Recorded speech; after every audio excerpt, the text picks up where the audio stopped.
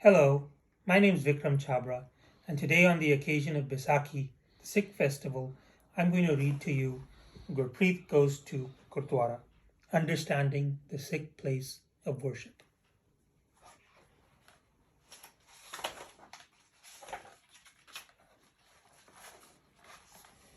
Beep, beep, beep, went Gurpreet's alarm clock. Gurpreet rolled over in a flash, hit the snooze button, and slid his head under his pillow. Since today was not a school day, there was no reason to get up so early. So Gurpreet decided he would sleep in and play with his friends in the afternoon. But Gurpreet's mom had other ideas. Gurpreet, sing! Rise and shine, shouted his mom from the hallway. But there's no school today, Mom, Gurpreet yawned back. Of course there's no school today, honey. It's Sunday. You remember what we do on Sundays, don't you? Asked Gurpreet's mom as she entered his room. Watch cartoons and play video games, Mom? Gurpreet giggled. Gurpreet's mom was not pleased with his answer. First of all, when you speak to your elders, you must say Ji after their names to show respect. Secondly, Sunday is the day we go to Gurdwara to pray and listen to hymns, said Gurpreet's mom. Why do we only listen to hymns and not hers, Mom? Ji asked Gurpreet. Hymns are religious songs, honey, Gurpreet's mom smiled. Boys and girls can sing them together. Ouch! I'd rather stay home and play with my friends. Karishma and Adam are coming over in a little while, Gurpreet told his mom. Gurpreet's mom was even less pleased than before. She did not like it when Gurpreet made plans without checking with her first. You should call your friends and find out when they're coming, sighed Gurpreet's mom. I'll have to get cooking. They always start sniffing for my scrumptious samosas the second they step through that door. But Gurpreet's mom had other ideas.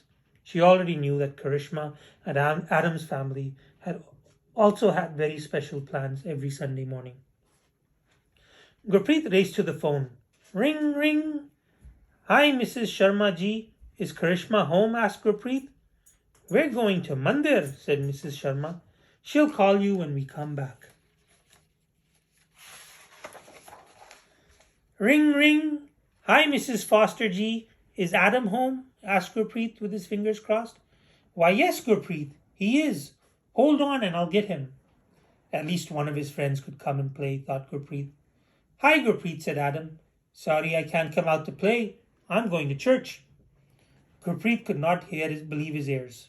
It looked like he would be playing alone today. But Gurpreet's mom had other ideas.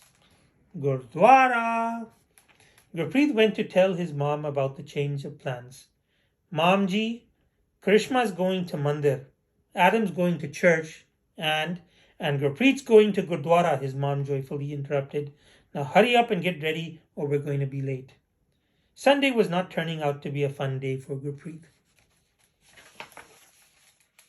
Reluctantly, he brushed his teeth, hopped in the bathtub, and put on his good clothes. His mom was sitting in her favorite chair, combing his sister's hair. They were both wearing gorgeous green and gold Punjabi suits. Amanjeet Kaur was only 4 years old, but she was a real smarty pants. Gurpreet waited for his turn at his mom's knee. His hair was longer and wavier than Amanjeet's. Gurpreet's mom wasted no time in untangling his hair and tying it into a neat little bun. Gurpreet slowly got to his feet and moped over to his dad, who was tying his turban. Daddy ji, do I have to go to Gurdwara? Gurpreet sulked. Gurpreet, you don't have to go to Gurdwara. You just like you don't have to go to the hockey rink, his dad responded. Gurpreet was confused. But Daddy ji, Gurpreet replied, I have to go to the rink to practice my skating to become a good hockey player. That's true, son, and you have to practice your religion to become a good Sikh too, said Gurpreet's dad. Just think of Gurdwara as God's rink, without the slap shots. The more you go, the more you know. You know? Yes, Daddy ji, I know, said Gurpreet Singh half-heartedly as his dad helped him tie a blue little turban that matched his dad's big blue one.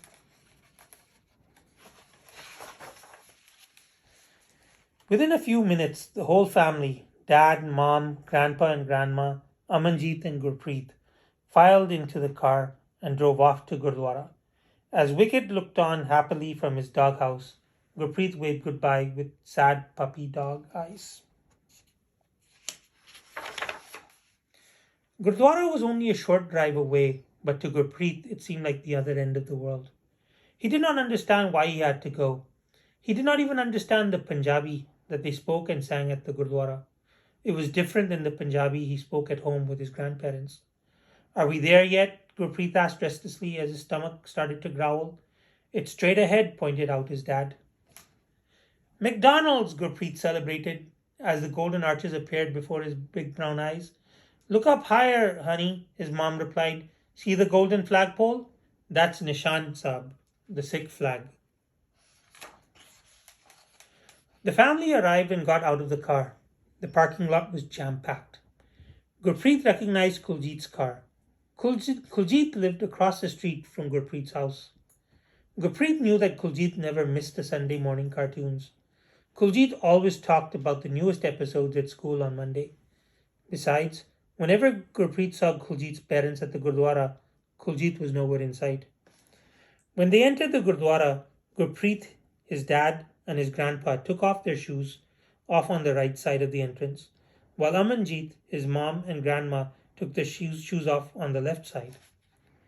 Gurpreet wished he had worn socks without holes in them, but it was too late now. Dadaji, why do we have to take our shoes off? Gurpreet asked his grandpa. His grandpa frowned. Gurpreet, are we allowed to wear shoes in our house? No, replied Gurpreet. Well, if shoes aren't allowed in our house, responded his grandpa, do you think they should be allowed in God's house, on God's lovely carpet? I guess not, Dadaji, said Gurpreet, as he took off his socks and stuck them in his shoes to avoid embarrassment. Gurpreet washed his hands and was about to enter the large house, into the large carpeted room where the congregation sat. But before he could go in, his grandma tapped him on his shoulder and handed him a $5 bill. Gurpreet's eyes lit up. His grandparents were always giving him gifts. Remember, dear, that money's not for you to keep, whispered his grandma. It's for you to make an offering to the Guru. What's an offering, Dadaji? Asked Gurpreet. An offering is what we give to a good cause and a good place, his grandma answered. Like Gurdwara? Gurpreet wondered aloud. Oh yes, dear. Gurdwara is a very, very good place. In fact, you might even say that the Gurdwara is a good wara. And said his grandma as she patted him on the head and went inside. Gurpreet smiled.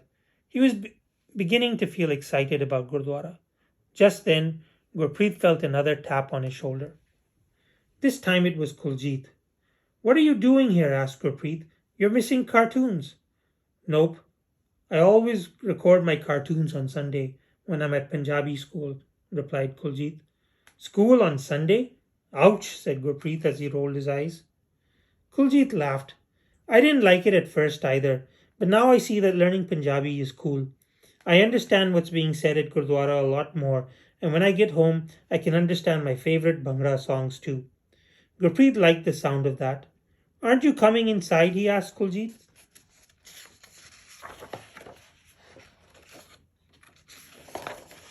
Yep, but I first have to cover my head, said Kuljit, as he chose a neatly folded green scarf from a colorful stack. Since Kuljit's hair was short and uncovered, he always made sure to tie a scarf over his head when he entered Gurdwara. It was the Sikh way of showing respect.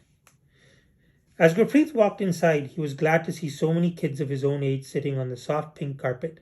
Some of the faces were familiar, but they did not live nearby. If he had not gone to Gurdwara, who knows when he would have seen them next. Gurpreet continued to walk down the center aisle that separated the men from the women, and the boys from the girls. With Amanjeet sitting on the other side of the Gurdwara, she could not bug her older brother one bit. That brought a grin to Gurpreet's face. In front of Gurpreet was the holy Sikh scripture, the Guru Granth Sahib Ji. An old man with a long beard and a blue turban was fanning Guru Granth Sahib Ji. The fan looked like an old man's beard. It reminded Gurpreet of a movie he saw in which a king was being fanned the very same way. Gurpreet finally stopped in front of Guru Granth Sahib Ji. He folded his hands and kneeled down to bow, while the old man fanned another man read aloud the Guru Granth Sahib. Gurpreet was bowing to the sacred teachings being read, not to the man or the Granthi reading them. As Gurpreet stood up, he remembered the money his grandmother gave him. He took it out from his pocket and slid it in the large donation box in front of the Guru Granth Sahib Ji. The donations helped people in need and paid for all the educational programs and meals served at the Gurdwara. Speaking of food, Gurpreet was sure that everyone in Gurdwara could hear his stomach growling by now. Gurpreet sat down between his dad and his grandpa and crossed his legs. On a low stage, 2 women and a man were playing religious music. The women were playing instruments that looked like accordions, called harmoniums. Meanwhile, the man playing 2 drums with his hands, called a tabla. The tabla player's lightning-quick fingers hypnotized Gurpreet. He could not take his eyes off the stage. Using his knees as a make-believe tabla, Gurpreet began to copy the tabla player's every move. Gurpreet's little fingers had grown fast and strong from all those hours playing video games. All of a sudden, the music stopped and everyone stood up, except for Gurpreet, who kept on playing his imaginary tabla. "Stand up, son," whispered his dad. "It's time for Ardas." Gurpreet got up and folded his hands for a prayer which was led by the Granthi. Then Gurpreet closed his eyes like his grandpa, but he didn't understand the words. Just as Gurpreet began dreaming of snowboarding down a giant scoop of vanilla ice cream, his dad tapped him on the shoulder and pointed at the wall. There was a slideshow of pictures to go along with the words of Ardas. As the prayer continued, Gurpreet saw from the pictures being shown on a big screen that the congregation was remembering the brave sacrifices of the past while wishing for peace and prosperity for all in the future. When everyone sat down, Gurpreet's dad walked over to a small table beside the Guru Granth Sahib Ji. There he picked up a steel bowl containing a sweet, warm pudding called prasad. He began giving handfuls to all those seated before him. When he reached Gurpreet, he poured a generous serving into his son's waiting hands. Gurpreet devoured the divine and delicious prasad before his grandpa even received his. "Dadaji, can I have some more?" asked Gurpreet. His grandpa leaned over and placed half of his prasad into Gurpreet's outstretched hands. A free community meal called langar was being served in the Gurdwara's community kitchen. If the way to a boy's heart is through his stomach, Gurpreet was no exception. Gurpreet sat down and finished his plate clean. His mom was amazed.